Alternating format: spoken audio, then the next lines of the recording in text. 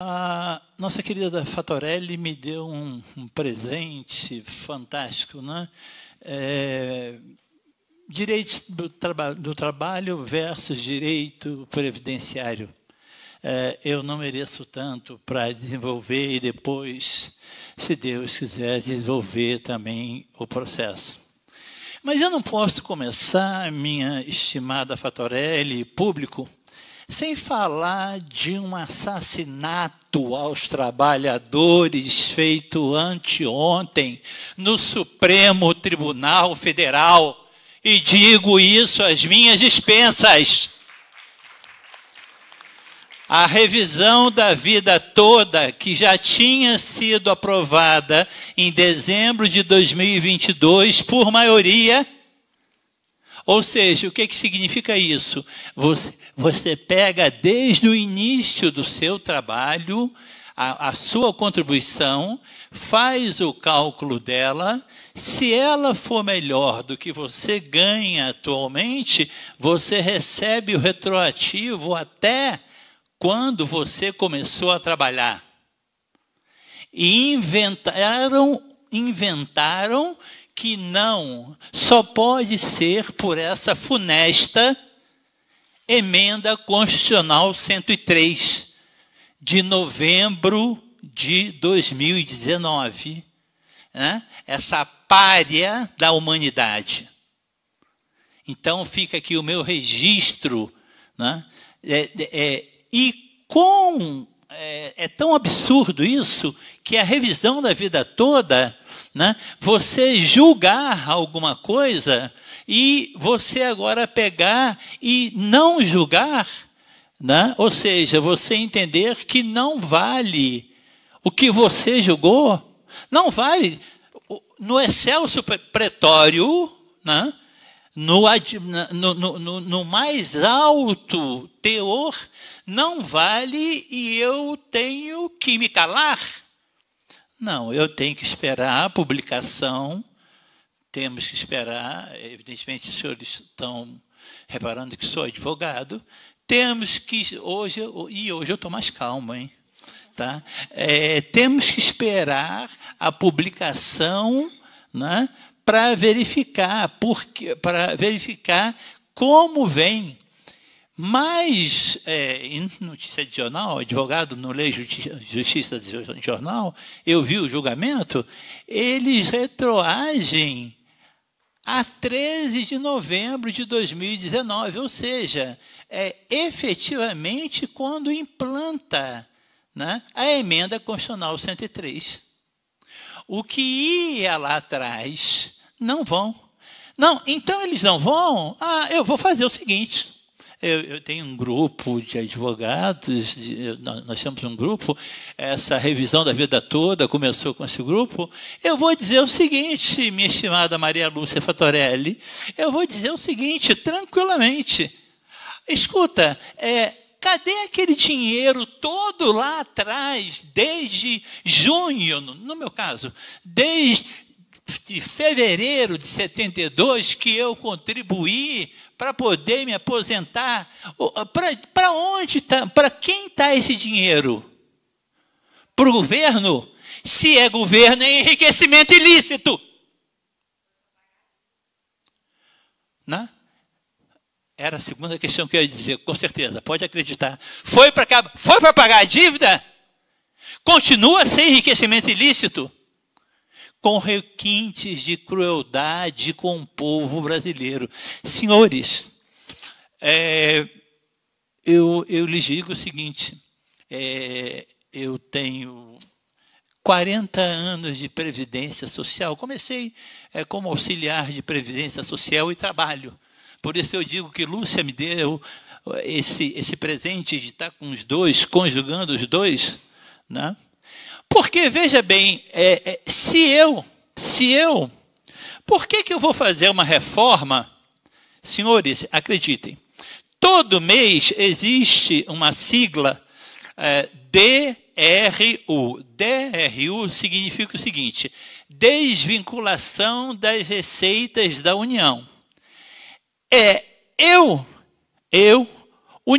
INSS eu vou lá na Receita, Constituição Federal, artigo 195, né? Eu vou lá e eu pego para mim 30% e não preciso justificar para pagar a dívida.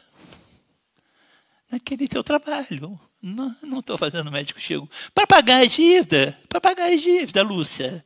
Para pagar a dívida. Eu não vou dizer que eu vou fazer isso. Então, eu pego 30%. Ué, se eu estou quebrado, por que eu preciso de reforma? Se eu estou quebrado, porque aí vem no direito do trabalho verbas. Verba é hora extra, férias, prêmio. Verbas que tinham natureza previdenciária, tinham que recolher para a Previdência, eles tratam como natureza indenizatória. Por isso que, se eu parar aqui e fizesse pesquisa, né, vários de vocês diriam, mas, poxa vida, essa verba recolhia, e agora não recolhe? Né? Por quê? Porque a obrigação que você tinha de trabalhar... E o que acontece? Acontece que na hora que você vai se aposentar, cadê aquela verba que tinha que estar lá? Não está. Né? E Lúcia, e também para pagar a dívida? Tem algum advogado aqui? Tem algum advogado que possa... Não, que bom, todo mundo estudou. Eu falo isso quando eu estou dando aula em pós-graduação. O que me espanta é que vocês já devem ter escutado isso. O juiz chega na audiência, e eu não tenho problema não, estou falando das minhas dispensas. Tá? O juiz chega na audiência e diz assim, acordo 100% indenizatória. O que significa isso? Ninguém recolhe nada. É para o empregador ficar feliz, o empregado fica feliz. Aí, na hora, estimada colega, que eu tenho direito a um benefício, que eu tenho direito à aposentadoria, quando eu olho lá no CNIS é o Cadastro Nacional de Informação Salarial, que você acessa pelo meu INSS. Eu recomendo que todos já comecem, né, a olhar a vida de vocês. Né? Mas só tem criança aqui, é de criança que se aprende. Né? Então, vocês vão olhar lá e vão verificar a pessoa que fez o acordo, se a verba é indenizatória, não tem recolhimento.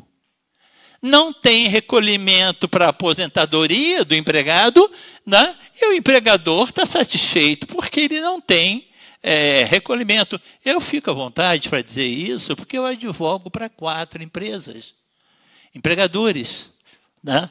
Mas comigo, os juízes, primeiro grau aqui, lugar que seja aqui em Brasília, eles sabem, eu não faço acordo com verba 100% indenizatória. Né? Então, verbas trabalhistas, nós vamos fazer, né, nesse trabalho, né, uma visão da verba do direito do trabalho e a verba no direito previdenciário. Né? Nós vamos fazer a verba e comparar tudo isso, né, para demonstrar o prejuízo. E Sua Excelência, quando diz a verba só tem acordo se for indenizatória, sabe o que ele está fazendo? Quem me diz aí? Ele está prejudicando você. Ele está fazendo uma apropriação indébita. Ele está fazendo um enriquecimento ilícito para o Estado. Por quê? Porque se ele não está recolhendo, se ele diz que a verba é indenizatória, evidentemente, eu pergunto, doutora Maria Lúcia Fatorelli, me diga, nos últimos 20 anos, quanto o INSS deixou... Isso tá. Pega o teu folhetinho, tá? O teu folhetinho é carinhoso. Pega o teu folhetinho lindo. Quantos bilhões os juízes deixaram de recolher? Eu tenho com você aqui uma ação, você me pede 500 mil.